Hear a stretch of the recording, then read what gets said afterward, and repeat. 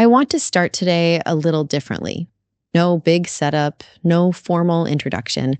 I just want to tell you who's sitting across from me. It's my mom. She drove 2 hours to be here. She brought cookies, which I've already eaten half of, and she has no idea what she's about to get herself into. I brought oatmeal raisin because I knew you'd complain about chocolate chip being too predictable. See, this is already the best episode we've ever done. Welcome to the public living room, everyone.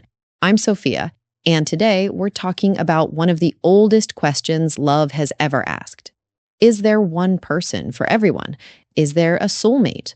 Or is love something more like a garden, something you choose to tend? My mom and I have never actually sat down and talked about this, not properly. And I realized recently that I don't fully know what she believes. So here we are. Here we are. And I'm a little nervous, which I wasn't expecting. You're nervous? You raised me. You've survived worse. Raising you was the training. This feels like the exam. Okay, let me ask you something I've always wondered. When you were young, my age, younger, did you believe in soulmates? Like, genuinely? Oh, absolutely, without question. I grew up on the stories, the ones where love just arrives, it finds you. You don't go looking for it, it simply appears, and there's a recognition, an immediate knowing. I believe that completely. And do you still? That's the question, isn't it? I believe something, I'm just not sure it's the same thing I believed at 22. What changed? Life, sweetheart, life changed it. You watch love up close, your own, other people's, and you start to see that it's far more complicated than a single arrival. Right. It's not one moment, it's 10,000 moments. Some of them beautiful, some of them very, very hard. That makes me want to ask about you and Dad. Is that okay? You can ask. I'll answer what I can. Did you know when you met him? Was there a knowing? There was something. I don't know if I'd call it knowing. It was more like recognition, like meeting someone you feel you've spoken to before, even though you haven't. It was quiet, not dramatic, but it stayed. And I think that's what I've come to trust more than the dramatic version, the things that stay. Here's where I think we might actually disagree, and I want to be honest about it. I'm not sure I believe in soulmates, not in the way the word usually means, this one person written somewhere, waiting. Okay, I think I believe in choice, in showing up, in deciding over and over that someone is worth the work. That doesn't sound like not believing in soulmates. That sounds like a more grown-up version of it. Maybe, but the original version, the fated version, it worries me a little, because what happens to the people who don't find theirs? Are they just unlucky? Did they miss them? That feels cruel. I don't think fate is cruel. I think we make it cruel with the story we put around it. The idea isn't that there's one person and if you miss them, you're condemned. Right. The idea, at least the way I hold it, is that certain connections carry a weight that others don't. And when you find one of those, you feel it differently. Not better than other love, just differently. Can you describe what that feels like from the inside? It feels like being seen without having to explain yourself. Like someone reads the version of you that you haven't even written yet. And it's not comfortable, it's actually a little terrifying, because if they see you that clearly, they can also hurt you that clearly. I'm fine. It's just no one ever tells you that the soul-level connections are the ones that ask the most of you. The fairy tale leaves that part out. I want to ask you something that I think about a lot. You and Dad, you've been together a long time. And I know it hasn't always been easy. Do you think love is mostly a feeling or mostly a decision? Both. Always both. But the ratio changes over time. When you're young, it's almost entirely feeling. You're just swept along. Yeah. And then slowly, life asks more of you. Children arrive, and money gets tight, and someone gets sick. And you're exhausted in ways you didn't know were possible. And in those moments, the feeling isn't always there, but the decision is. The decision is, you decide to stay. You decide to try again tomorrow. And what I found, and I don't think anyone told me this, is that the decision made over and over eventually becomes its own kind of feeling, a deeper one. That's one of the most beautiful things you've ever said to me. Don't get sentimental. We still have 20 minutes.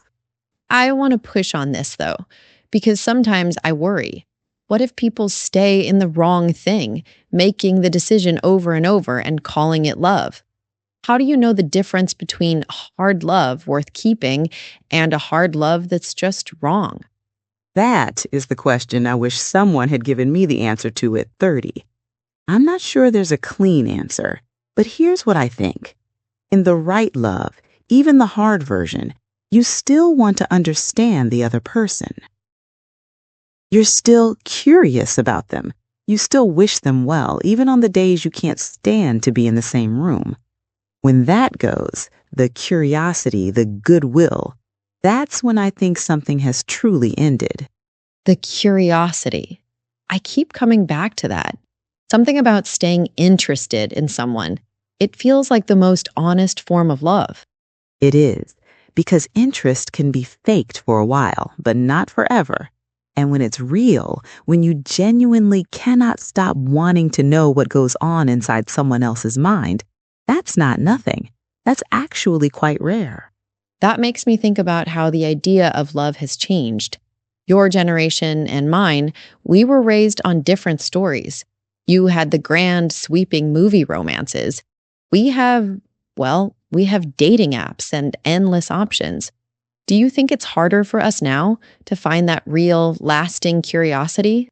Oh, without a doubt, harder. I think your generation has to contend with the paradox of choice. When there are 1,000 potential partners available at your fingertips, the temptation to believe someone better is just one swipe away can be overwhelming. It can make it very difficult to commit to the person right in front of you, to do the work of building that curiosity you're talking about. We had a smaller pond to fish in, which had its own limitations, but it also made us look more closely at the fish we caught. I need to ask you about something a little more personal. You've talked before, not often, but sometimes, about someone before dad, someone you loved when you were very young. Do you ever think about what would have happened if the timing had been different? Yes, I think everyone who has loved more than once does. Not with regret, I want to be clear about that, but with a kind of tenderness. Right. He was real, and what we had was real. And it ended not because it was wrong, but because we were both too young and too unformed to hold it. We didn't have the architecture yet. The architecture. That's such a perfect way to say it. Love needs a structure to live in, and sometimes you meet the right person before you've built one, and you can't rush the building. You either wait, and sometimes the waiting costs you the person, or you grow separately and carry them with you in a different way. Does carrying them mean you still love them? I think it means that love doesn't fully disappear. It transforms. It becomes something quieter, a warmth without urgency.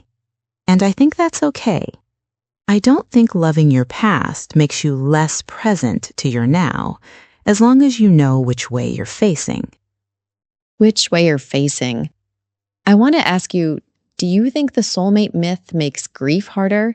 When people lose someone they've decided is the one, and then they have to figure out how to live afterward?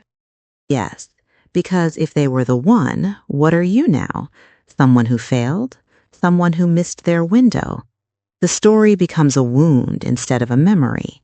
And I really believe this, that any story about love that makes grief harder to survive is a story worth revising. We're almost at the end, and I want to do what I always do here. I want to ask for the real answer, not the composed one, the one you'd say in the dark. Do you believe in soulmates? I believe that some people are made of a material that responds to yours, like two metals that conduct differently when they touch. I don't know if the universe arranges that, or if it's chance, or if it's something we'll never have a word for. But I believe the experience is real. I felt it. And I think dismissing it entirely, reducing love to only choice and effort, loses something true about what it is to be human. Yeah. We are not only rational. We feel things that precede our understanding of them, and love is the most extreme version of that. I think that's the most honest thing I've heard on this show, and I've been on every episode. You asked me the real question, and that's what you get. My answer, the one I'm landing on today, sitting across from you, is this. I don't know if soulmates are real in the cosmic sense, but I know that some people rearrange you. They walk into your life and something shifts quietly, permanently, and afterward, you're a different version of yourself. Yes.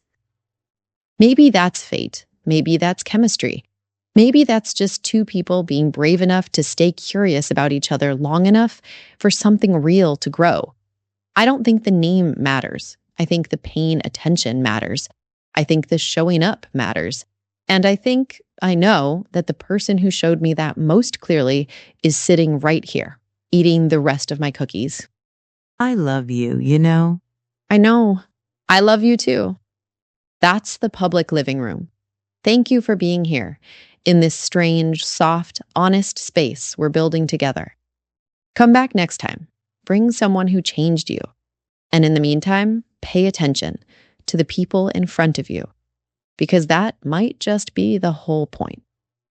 Good night.